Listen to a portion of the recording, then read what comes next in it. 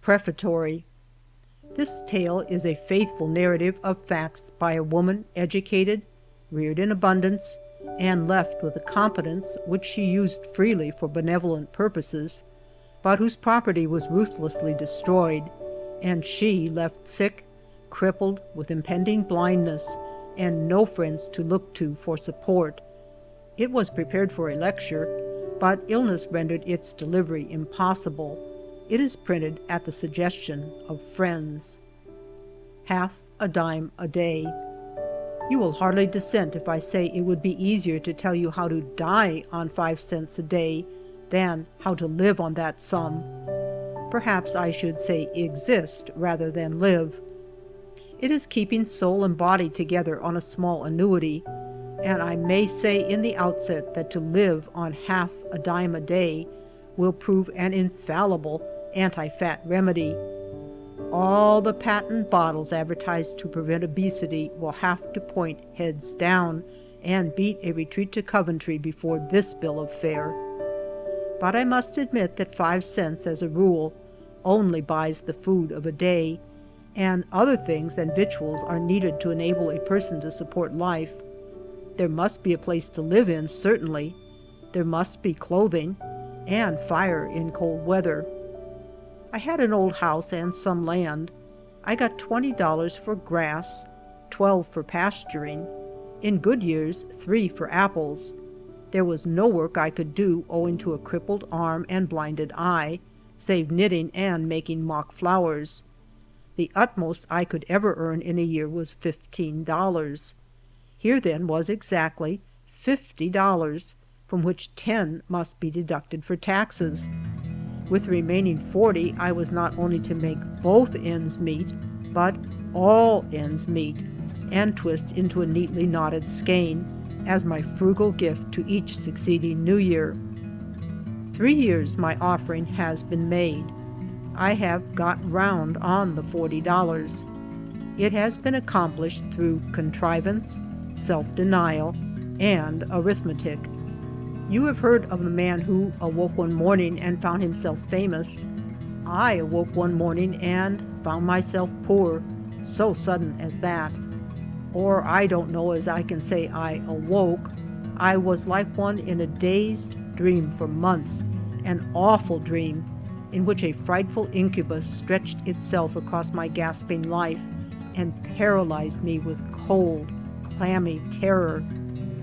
I was as one stunned and knew not what to do. There was an old roof above me, dearer than life. To sell or mortgage it seemed like disgracing myself in the eyes of the world and dishonoring my ancestors. But I had not a dollar of money left, and I had no health.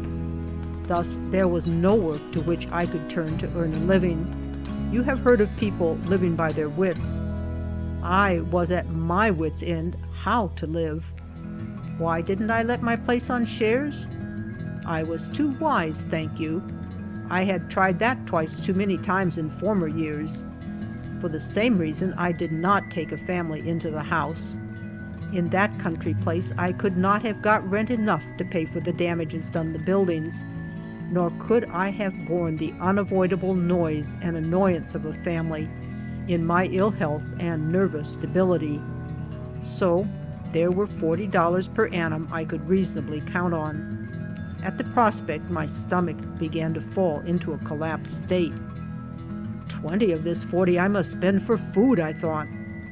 But the purpose was hardly fledged before war to the teeth was declared. It shall never be, said the mind. I care nothing about your old body.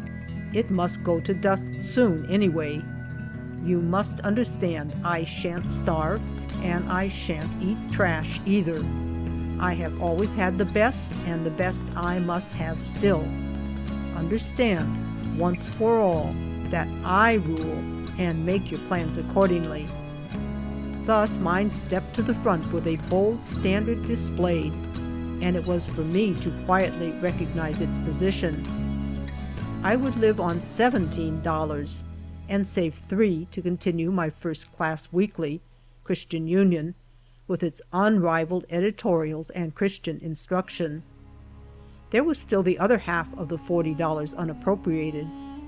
I sorely wanted to take enough from it to supply me with 2 of the best magazines. I, however, ventured on but one, thinking there would be 2 or 3 books in the course of the year I should feel as if I must have. "What expensive tastes!" one and another will exclaim.